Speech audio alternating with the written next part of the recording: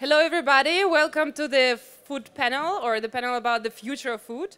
We will discuss now with our three fantastic panelists, Marina, Tilen, and Sara, what is the real impact of the food industry on the climate, on nutrition, on each of us individually, but also socially. Please give huge welcome applause for our panelists. Hi, guys. I'm super excited to have you three here. Disclaimer, I am one of the general partners and founders of WorldFund, and we are investor in both companies of Sara and Tilen. But I'm going to be not sharing my opinion today, so I'm not showing my bias. Great. Before we start the discussion, would you guys, each of you, just give a short sentence of who you are, what your company does, and the impulse for this panel. Sara, would you like to start? Thank you so much. So yeah, I'm Sara. I'm the co-founder and CTO of Planet A Foods. We do cocoa-free chocolate. We do future-proof chocolate. I myself, I'm a foodie. I studied and did my dissertation in food chemistry. So as you can see, food is kind of like my main interest in life. So kind of like food and science goes hand in hand. You might wonder, why are we doing cocoa-free chocolate? And now imagine a world without chocolate. And that's not so far off the table. Climate change is risking our cocoa supply. And this is in contrast to 400 million M&Ms produced every day. And we are wasting a scarce commodity in M&Ms. And we think that we can deliver a better source for cocoa, for chocolate, for exactly those kind of applications. For M&Ms, for Snickers, with cocoa-free, future-proof chocolate that is made out of oats. How we do it? We combine brewing technology, because of course we're in Bavaria, we're in Munich, with classic chocolate technology. So we brew oats, we roast them, and we turn them into chocolate. And maybe there's still something to try somewhere here. My brother and co-founder is around here as well, and so yeah, if you see some chocolate somewhere, you can grab it. And now, kind of, what's your short statement about the future of the food industry? Sorry, I've overheard that part of the questions. So I do believe that we have to decouple food production from limited resources. Limited resources is land. Limited resources is in a way climate resources. Limited resources is also human capital. So we shouldn't produce food on the back of children. We shouldn't produce food on the back of deforestation, cutting down rainforest. We should produce food regional, locally. Our technology, we can produce chocolate in Bavaria. We can produce it in the Philippines, in Brazil. It doesn't matter where. You always can put up a brewing tank. You can throw in oats, and then you can make chocolate. You don't have to cut down rainforests anymore. Thank you.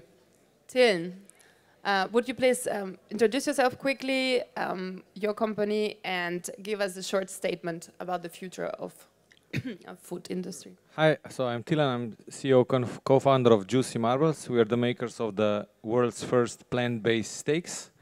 So I'm sure you're all familiar with plant-based burgers. Who has had a plant-based burger? Raise your hands. Okay, so minced meat products only represent 40% of the market. The majority of meat around the planet is eaten in its whole muscle analog. So what we are doing is we're creating the infrastructure, the machinery, the processes to produce whole cuts. Our first product is a filet mignon replica. You can buy it online. And my statement about the future of food is that we are about 3 to 5 years away from meat actually being a paid add-on option at most restaurants. Actual meat, I mean. But not Juicy Marbles. That's not like Juicy Marbles. A standard option then. Yes, plant-based is standard, and real meat is going to be extra. Thank you. Marina. So hi, I am Marina. I'm a nutrition scientist and the founder of Foodpunk. And back then when I studied nutrition science at the TU Munich, I was so fascinated that you need to imagine every cell in your body is made of the stuff that you eat at one point in your life. Like maybe in your mother's womb, maybe through breast milk or later through your nutrition. And the things you eat in the first 5 years of your life have a major impact on the risk of your later diseases like dementia or Parkinson's. And my goal is to help people to nourish their body with what their cells and their biochemistry really need. So we build a software to create personalized nutrition meal plans. And on the one hand, you get the perfect meal plan for your goal, for your body. But on the other hand, we build a community of now over 100,000 people and really keep people motivated, because we need to help you actually do the healthy stuff. And we work B2C with customers who just want to improve their health, lose weight, and have an anti-aging opportunity. And we also work with clinics, B2B2C, with clinics for really special diseases like epilepsy or renal diseases or lipedema. And nutrition-related diseases cost the German healthcare system 17 billion each year. And that's why we're also really happy to have a insurance certification soon, so that insurance companies can pay our services as a prevention tool. And I'm completely into digital health and quantified health. And I believe with the power of data, we can help people really act on their healthy nutrition. And we also need to focus on sustainability. That's why our service and software will have the possibility to process CO2 data of food to create CO2 optimized meal plans as well for the people based on their taste, based on their allergies, based on what they have at home in their fridge. Thank you. Let's stay with you, Marina. So what do you think, I mean, all this data is available if you want to have this data, but then what do you think is nevertheless, the biggest problem around nutrition today, and what are the causes for that? Because not everyone is, eating smart and intelligent, and we still have to educate people about that. So what do you think where this comes from, and what's the reason for that? Yeah, sure. So we have a multitude of problems with healthy nutrition, and I'm not going to touch the sustainability aspect at the moment because we have two great other panelists for that. I'm focusing on one human, and I believe the huge problem is that healthy nutrition is kind of uncool, because if you are in a group outside of your own kitchen, you do not have availability of really healthy food out there, and you get pretty fast excluded from other people if you do not go to the currybude in the lunch break, and you get to be the uncool person in your group. So the social pressure is really hard on the people who really want to do something for themselves. But also we have our daily life and the stress and the family and the job who prevent us from cooking all the time for ourselves. So that's why, yes, data science is really important to give a person the perfect way to eat and educate them, but then we need to make it actionable. And that's what we're building. And with a community of over 100,000 people, we try to empower our people to be like the cool ones if they care for their body and care for their health, and have this mindset shift step by step. So you think today eating healthy is uncool? It's uncool. You have social pressure, and it's not accepted to invest time into healthy nutrition.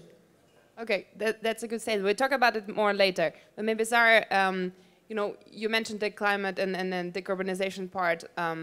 You're solving with Koa, or are we not allowed to plan it? So now it's Planet A Foods. Our product is called No Koa, but you can still call us Koa. Yeah, I was not sure if you already rebranded. 5 minutes ago.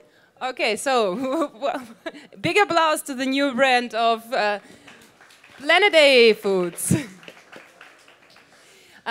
Let's talk about biodiversity, because it's something, what I think is one of the biggest challenges around in the context of food availability as well, in context, of course, of climate change, and as a precision fermentation platform, you actually address that as well.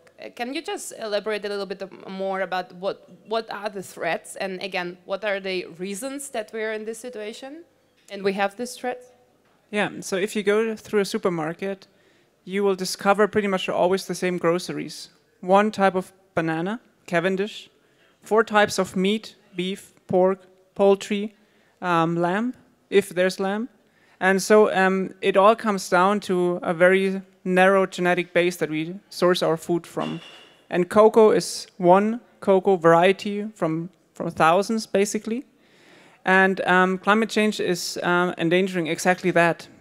We have pests, we have diseases, and already in the 1980s, so already in the past, the whole harvest in Brazil was wiped out. The whole cocoa harvest in Brazil was wiped out by a pest. And so nowadays, you know, countries like Ghana and Ivory Coast producing cocoa. This was not like that in the 80s. This was forced by pests and diseases. And now imagine if all those multinational companies like Nestle, Mars, who rely so heavily on cocoa coming from Ivory Coast and Ghana, which is on top produced on the back of children, on top is produced within national parks, on top is produced by cutting down rainforests. I see a big flaw there in our food system, and this is all because all of us want to eat chocolate, all of us want to eat chocolate cheap. There's, of course, other countries and people that want to eat chocolate, and they have the right to. I mean, China and India, they want to eat chocolate as well. Why shouldn't they? And we want to take stress out of the supply chain. We want to offer the same product quality because we love and like those certain items of food because they have a certain characteristics like flavor. Think of palm oil. Like palm oil has amazing properties. It's a plant-based fat which is stable at room temperatures. So we all love those things, but we don't have an alternative. And our platform enables to kind of like make a second pillar for all those ingredients without harming our climate. Great. It's really, I think it's one of the, again, one of the topics we talk not enough about is the threat of monocultural agriculture. But coming back to being cool, you know, kind of vegan now is being cool, right? It's super trendy. Everyone is like, okay, we have cool vegan products all of a sudden. It wasn't like this 5 years ago. So, Tilen, do you think that we will get rid of all animal products in the future? Do you think we need to get rid of all the animal products in the future?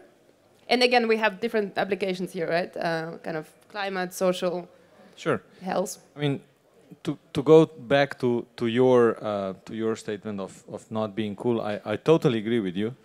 Maybe it's more cool than it was, but still the social pressure is immense, especially when you go down, let's say, to the age of my children, which are now 10 and 13 and 7, in elementary school, the pressure of not eating in the same way, and those are the formative years, is immense. So making a product that is able to bridge that gap and basically unify the people who think eating vegan is cool and those who think it's not cool, by delivering an experience that is good enough or that surprises everybody in a positive way, that's, I think, the holy grail of our industry and how we want to transform. And yeah, what was the question again?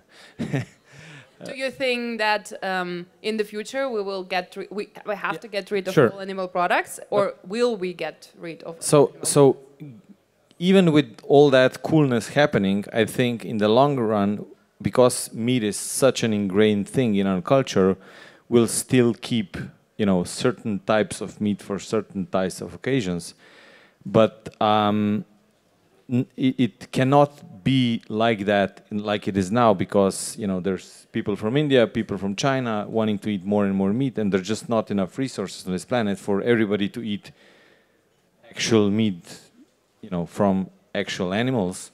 And that's why we have to use more efficient animals. Like, just as a reference point, a cow, if you feed it 100 calories of protein, it will only grow 5 calories back. So it's a 5% efficient machine, which is, you know, if you would tell anybody on this planet that you have a 5% efficient machine, nobody would buy that machine. But somehow we are okay with animals being just 5% efficient. So is the solution to just get it more efficient with the animals? Well, the meat industry is certainly trying this. And for example, for chicken, the most brutal nutritional plans for chicken allow them to do 1.6 kilos of feed for 1 kilo of chicken actually produced, which I find horrible. You know, you think about what would you have to eat for you to gain, you know, for 1.6 pounds of food to gain 1 pound of mass. But you know, even that is not comparable with just using the crops directly and just transform them into meat-like products. Okay, but isn't like the wish to be more efficient in production one of the biggest reasons for the mass, you know, animals like which are in what's called Tiermassenhaltung, in horrible conditions. So shouldn't there be not as, like, isn't there another alternative instead of trying to get more efficient with our animals today? Oh, as yeah. for example, I mean, going of course, it comes without saying. Our plant-based meats are vastly more efficient because we don't have that was trying to say, we don't have the inefficient machine in between. We use 100% of the protein that comes in, results in 100% of protein in the product. There's no, you know, greenhouse gas emissions in the process of transforming the protein from one sort to the other. So that's why this kind of tech is better. Just wanted to make sure you were not proposing let's get more efficient with. No, what I was trying to say is the meat industry is pushing the limits already, right? With you know, for this kind of conversions, you have to really keep the animals still, which produces conditions that you described. So it's a horrible thing, but it's the meat industry trying to improve with using the wrong tools, so to speak. Yeah. Okay. Thank you. Speaking of vegan, because I think that there is a, you know, there has been this one super popular Netflix documentary called Game Changers, which told us all, you know, animal-based proteins, animal-based fats, that's all bad for you, and we are all going to die if we keep eating them. If we talk about nutritional point of view, how, you know, should we go vegan? So I admire everybody who is going vegan because of sustainability reasons. It makes completely sense.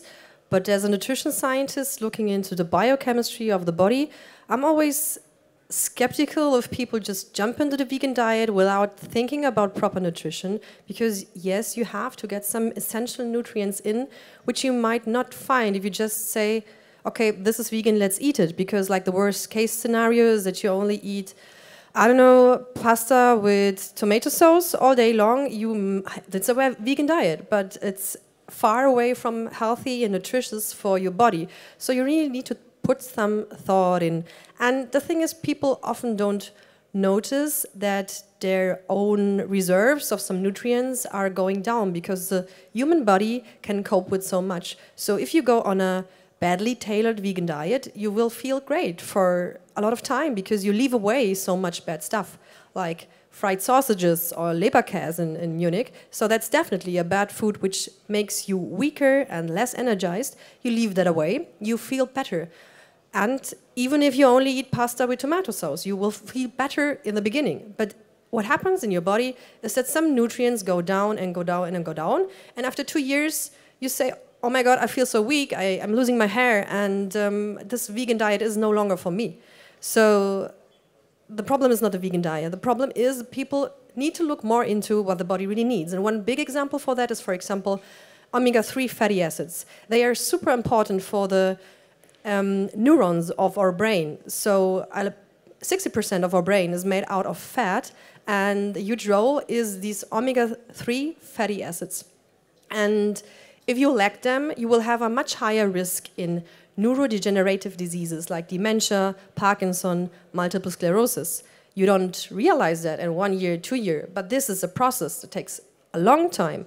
And for omega-3 fatty acids, for example, you all might know the animal-based sources like salmon, tuna, and there are many reasons to not eat them. And then people may eat linseed oil.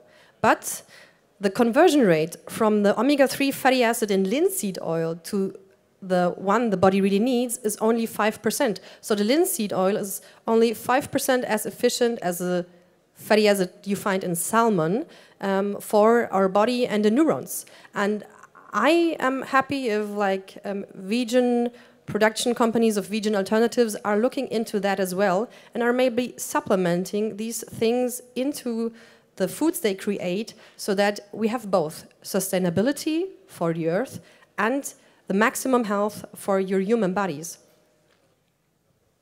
And then, but it sounds complicated, right? Like, do you, like, we have fantastic, by the way, all the food that we serve here is a healthy, very healthy and regional, and I hope you already enjoyed your lunch. But, you know, do you want to get a falafel and then sit there with your phone and trying to get, you know, what do I eat actually? Then whom do you ask? Like, that's all so complicated. So do your customers really want that? Like, is it something where we can actually assume that in the future everyone will prepare for taking a meal like for a math exercise? No, that's why we're building the algorithm for that, so that no user needs to do it on their own. And I'm super convinced that in the future we have so many variables and data points that we can really measure what your body really needs. We can do that right now already, but it's a switch until the people really trust the technology. And our goal is to build a software app that gives you like real-time advice. One example is if you have a bad night's sleep, your so-called hunger hormone ghrelin goes up and you have more cravings the next day. So if you connect to the Aura ring, this sleep tracker ring, we get the data and we see that you have a bad night's sleep. We can say, okay, be prepared. This day you're going to have a lot of cravings and you can do this and this and that to prevent it. Like real-time nutritional consultation based on your data. And it's okay to eat the falafel at one point. So you do not need to check your whole life and you make every mathematical calculation as soon as you put something into your mouth.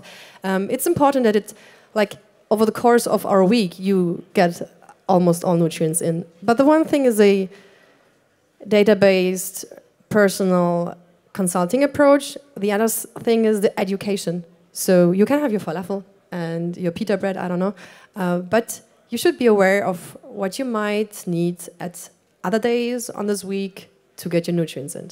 And we need the availability of better foods, such as you do, for having more nutritious options outside with people in the summer in the beer garden. I think there's one more component to that, and that's the food industry. Because it's one thing, yes, you can count, you can use an app, but most people will be too lazy to do it. And I think, the food industry, if you look at on a global scale, had the job to feed us enough calories in the last century, right? So we went from extreme poverty in many parts of the world to extreme poverty now, I think only exists for political reasons, right? There's no technical reason for poverty, for hunger to exist. But on the other hand, now the food industry has to solve another problem. That's to feed everybody healthy, nutritious food that will allow us to live the lives we all want to live. And certain types of foods are just not part of that equation. Do they have this task? I mean, and that's what we say. Do the food industry actually wants to solve this problem? I think if it wants, it's a good challenge. I think there's company like you and I who want to solve that problem too. But there's also a lot of companies who will only listen to the most powerful governments. So like that's a collaboration between the governments, the education, and the consumer who can always vote with their wallet about what kind of foods they're willing to buy and eat. So, because, let's discuss about the consumer. What does the consumer want today? Because I think here we probably have a very selected, very aware group of people in audience, right? But from your experience, and you have different business models, right? Sarah, you're more B2B.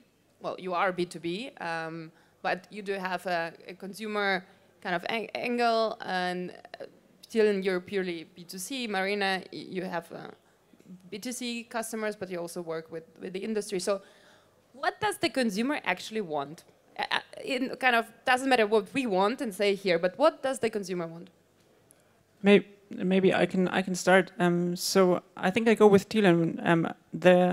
The flesh is weak, so people, they don't want to change. It's complicated to change, so it has to be convenient. And for example, with our product, it tastes like chocolate, and in a Snickers or in a cookie, you will not taste the difference. So for the consumer, it does make a difference. The consumer doesn't have to pick labels in the supermarket shelf. The consumer doesn't have to think. The consumer can enjoy as before, but has a lower CO2 impact without knowing that he has. That's one thing. Also, for example, with our product, we have 30 to 40% less sugar because cocoa is bitter. Oat is not bitter, so we have to add less sugar to have the same kind of sweetness. We don't have to add sweeteners. But is it complicated for the consumer? No, because we don't have to tell. It's the same product with upsides to it. So I think that's one thing. For the consumer to buy into it, it has to be convenient. It has to make sense. It has to be clear what it is, what the product is all about. And for our B2B clients, so the sad truth is they want to have a greener facade. So they want to be more sustainable. You said before, what is the purpose of big nutrition companies? Like, let's think of a Swiss company who starts with an N. What is their purpose? They're a stock-listed company. They have to do profit. That's the only purpose that they have to do. They have to increase the shareholder value. So it's not maybe not even a company that is doing food. It's a company that makes profit. And I think we expect too much from those companies, but I think we should be able to expect that because they have a moral obligation. They can't enslave children in West Africa, but also maybe that's also not where we pinpoint when we talk to these clients in the B2B space. So we for example, want to friendly revolutionize the chocolate industry. So I think the last decade was all about shaming, finger pointing, what do others do bad? And I think now circling back to where I started, if it's also convenient for those big corporates to switch, if they don't have to disrupt themselves, then I think we can make a change. It has to be easy and it has to be convenient, but nevertheless, it has to have a huge impact. Anything to add? For me, okay, you want to add something? Yeah, I would just add on the importance of the experience the product delivers. Now, for our products, I'm often surprised that people who declare themselves as meat aficionados and experts in eating meat are actually super happy with our product. And even I, as a non-meat eater, am like, a certain aspect of our product not really that proud yet, right? So the expectations of consumers are actually lower than you would think, and it doesn't take really much to an average person to really like the alternative, the healthier, more sustainable alternative. But then listening to Sara and Tilen, both of you, like, just a provocative question. Is, a cacao-free chocolate, like a vegan steak, are those just lifestyle products? No, I think they're part of the solution, and we never intended to substitute chocolate. So we think our product is good for, as said, applications, a Snickers bar, for example. We do not want to go into bar chocolate. We do not want to substitute 80% Lindt chocolate, because I think that has value, that has a consumer value. But we do think that, for example, cocoa beans in a Snickers product, when it's all about peanuts and caramel, and no one even knows. Do you know how much cocoa is in a Snickers bar? Do you care? I think you do care when you eat a bar of chocolate, when you see the 80% on the front. Then you care when you want to drink it with a glass of, eat it with a glass of wine. So is it a lifestyle product? No, we don't think so. And that's why we're also a B2B company. We don't sell in retail, we sell to corporates. And we have proof points, we have first clients, we have contracts, so it is not a lifestyle product. It's we solve problems for those corporates. Could it be that they are greener? Could it that be like we solve supply chain risk now with Ukraine war and everything? Could be that we actually really lower the CO2 footprint for them and they really care about it.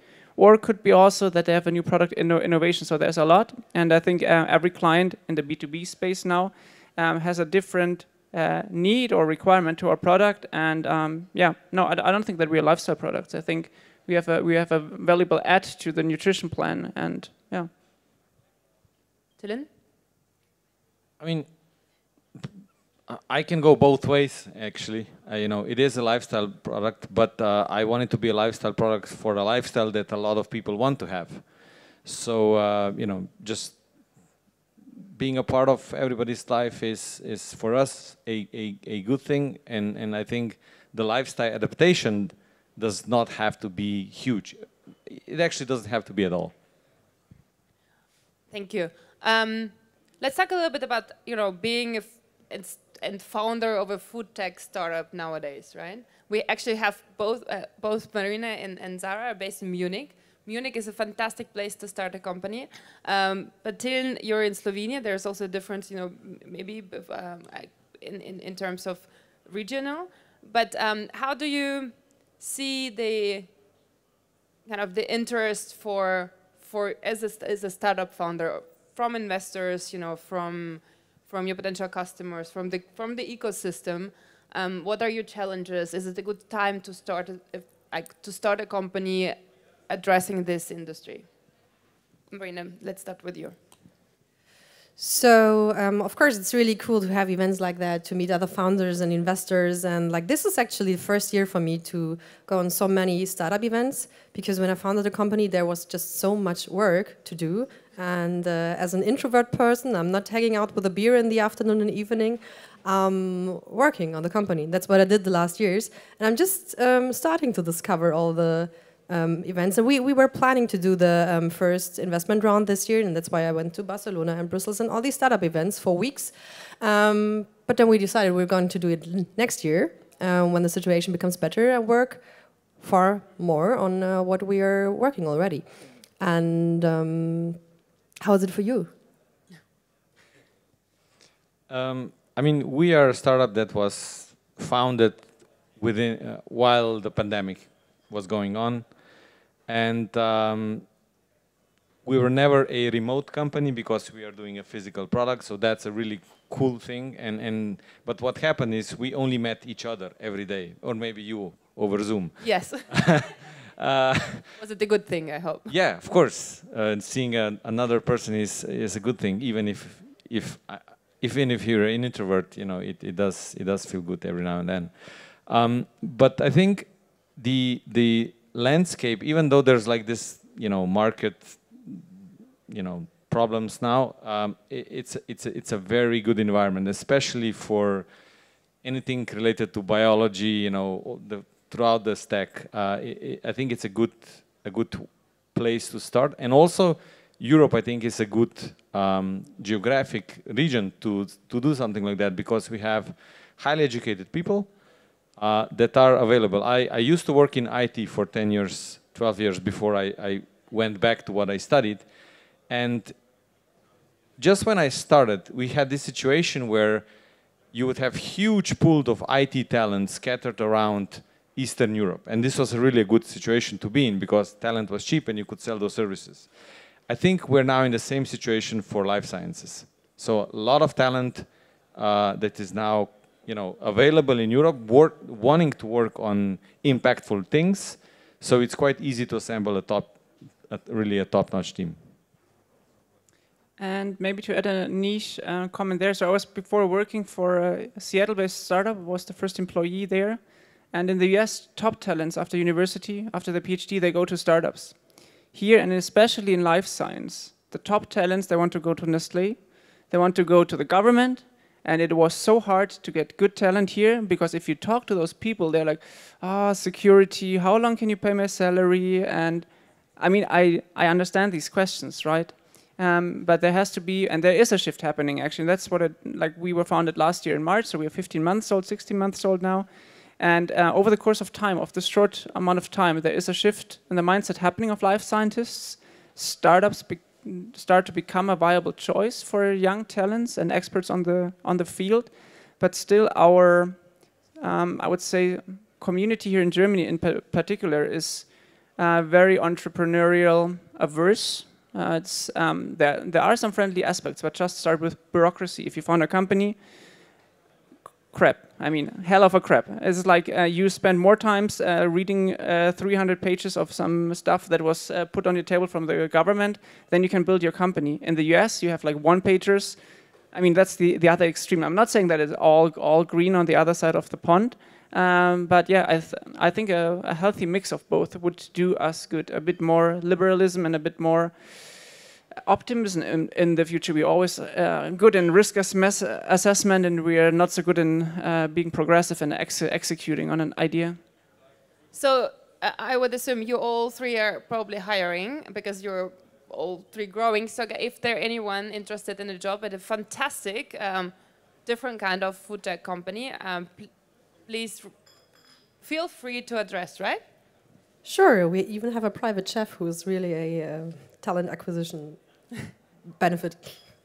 Fantastic. And maybe now, again, just one question to two of you again, because you also went through the Y Combinator program, right? What was your experience there? And then what's maybe, you know, your key takeaway as an European startup, being a part of this very US top-notch program? Did it change anything for you? Oh, for me as a trained food scientist, it changed everything. And there was just one advice that basically changed everything, and that advice was do things that don't scale. Because in Europe, you're taught that everything you do has to be scalable to the extent where it's economically viable, right? And that's kind of the first thing you're being taught. Y Combinator knows that there's capital to fund and fix scaling, but they're rather trying to do something that's really amazing. So that's their first advice. And we literally took it by the word and you know, created something that was super unscalable at first, and then used the seed funding to now, we're now at about 1 ton per day. So, you know, we got a 20-fold increase in about a year. Sara? I think US mindset as a German hits you like a truck. So I think that's what I can say. So I actually started my career here at the museum after my PhD. I was a curator, did an exhibition. So you can imagine like one of the most academic fields. And then I went to the US. I worked for the startup. So the first time I was in contact with US mindset, and then Y Combinator. So I think Y Combinator, for those of you who don't know, is a startup accelerator in the Silicon Valley area. Companies like Airbnb, Coinbase, and so came out of that. And I think for us, the value was to connect to those founders of Airbnb and Coinbase and get their spin on your ideas, challenge you, and learn from them, because you don't have to do the mistakes twice that other founders did. And this kind of network is so valuable. And yeah, I think the network, and I mean, we can connect over that, but I can also connect with a startup in Singapore. So that's crazy cool. Yeah, and I think this is one of the reasons at 1 in 9 community why we're doing that, for you guys to connect with each other, because the power of network, either it's an alumnus, alumni network, or a community of in food enthusiasts, there is so much power of that. So if you enjoy the next 3 days, please become a member of 1 in 9, and then keep in touch. Learn from each other, inspire each other, and I think that is one core aspect of why we're doing this. I'm looking at the time. Maybe just one last closing statement, because before we give you a chance to ask some questions. Marina, let's start with you. If for the next 18 months, if you can have one wish, whatever it is, for the food industry, what will you wish for to happen in order to be more aware of climate, of health, of all the topics we discussed for? Can I also have a wish for the consumer? You can have whatever wish. Yeah, okay, so my wish is that the German consumer looks a little bit left and right, maybe to France, because French people spend far more of their salary on nutrition, and Germans are always with a mindset that it needs to be cheap, cheap, cheap, cheap, cheap. That's sad, because it has such an impact on your whole life, and you want to get really old, but healthily old and not like struggling old. Thank you. Tilen, same question. 18 months from now, one wish. Plant-based meat gets subsidized as much as real meat. Good one. Sara? I might fall out of line. I wish that war in Ukraine comes to an end, basically. And also, what I would like to say, thank you, Daria, for bringing 119 here and doing what you do for the startup scene. So for those who don't know Daria, she's a great multiplicator. She believes in deep tech. She believes in climate tech. And she's a big supporter of young entrepreneurs that come with an idea or a vision. And she believes in those founders. And yeah, just really thank you. Thank you. I can second that.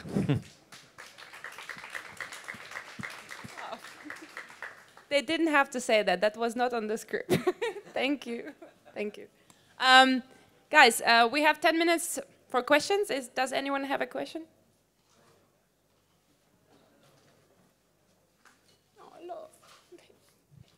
Thank you. So my name is Akos. I'm from Freudenberg. I'm the guy who's giving lessons learned workshops for the young people coming from the university. And I'm teaching the talents and pushing them to the next level for product development. So I give you a question, maybe you have 1 minute to answer it. If you are looking in the future, what would you give children regarding food supply or even the possibility to have a greener food in Earth everywhere? So it's up to you. Who do you want to ask? Everyone? You can start as you want. Oh, me. So the question was, what would we teach children to invent a greener food supply chain? I think we have to go out to nature more. I think we spend a lot of time in social media and electronic devices, but I think you can learn as a scientist from going out in nature. And I think that's if I have children one day, I would want them out in the nature to discover, explore, and learn from that. Maybe that sounds trivial, right? But I think that's really key to it. That's how I came to science. My dad took me to the forest. He watched Terra X with me. I got hooked on science, and I think we have to have children being hooked on science. Thank you. I think the way people lived 100+ years ago was really beneficial towards nutrition because everybody knew where the food is coming from. Nowadays, most children do not know where the food is coming from. We have the purple cows and the burgers, which they don't combine. So yeah, if I would do something, I would expose children to where we're getting the food from. And what is they're getting? Well, I mean, you'll be surprised how many children make really radical decisions once they are faced with the facts of where the food is coming from. Right? It doesn't take much to make serious decisions on their end. Marina? Yes, so you asked how we can help children to build a better future, and I would like to focus on the building part, empowering young people to have an entrepreneurial mindset. And I think in Germany, people are more on the security side of things. I was back at my university at one point, and I had a talk, and everybody was, okay, you have so many employees, that's cool. And then I opened my laptop in lunch break, and I said, I just need to write an email quickly, work. And a girl said, okay, so if that's your life, I'm out of this. So working is somehow badly associated, and also I get asked so often, especially by girls, so how could you be so bold to found a company and leave your job behind? And I never thought of it. And that was thanks to my parents who built that up in me. And I believe we can help young people be bold to actually not only know the challenges that we have, but be bold enough to act on them. Thank you. Okay, thank you very much for answering. I guess it's an applause.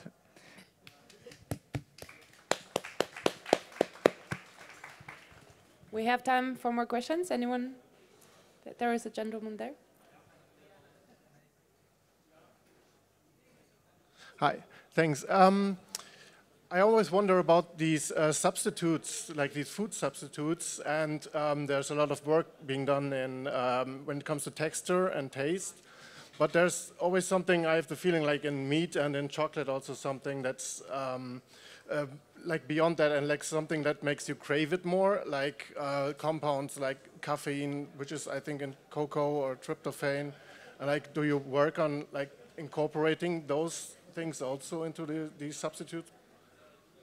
I think that's my chance to jump in. I think you point out a very like something very, very true. Often substitutes, and I think that's why they are substitutes, they're not the real thing. And I think they can never be. I think they can be as close as possible, but of course they're never the real thing. And to answer the second part of your question, yes, we are working on that. No, we're not adding caffeine, but we are working on these other compounds that are similar to dopamine. And we can derive them from our fermentation process. So yes, we make chocolate addictive, but not because we want to have people hooked up on the product, but to have the satisfaction. I think chocolate is not about eating healthy. I think chocolate is about craving something and binging something, and we want to replicate that. We don't want to make it a healthy alternative, but something yummy. Marina, you look like you want to add? And about the craving part, that's super interesting that the industrial food like chocolate is also built in a way to switch off our natural regulators for satiety. So you have a combination of 50% sugar, 50% fat, which switches off your regulation, and you crave and crave. And we have been to a production site of a famous chocolate production company, and the co-student asked them, so what is the perfect chocolate for you? And the answer was, it shouldn't make you satiated for too long, because if people were satiated, they wouldn't eat it any longer. So, but actually, if you eat 500 calories from chocolate, you should be able to be satiated as well. So, I am not so sure if you should be satiated from chocolate. I think chocolate, you want to crave, you want to have fun, you want to feel good, not like healthy good, but like emotionally good. And so yes, what do you say? The food industry is perfectly in building foods that make us want to eat more. So for example, sugar alone is 8 times more addictive to rats than heroin.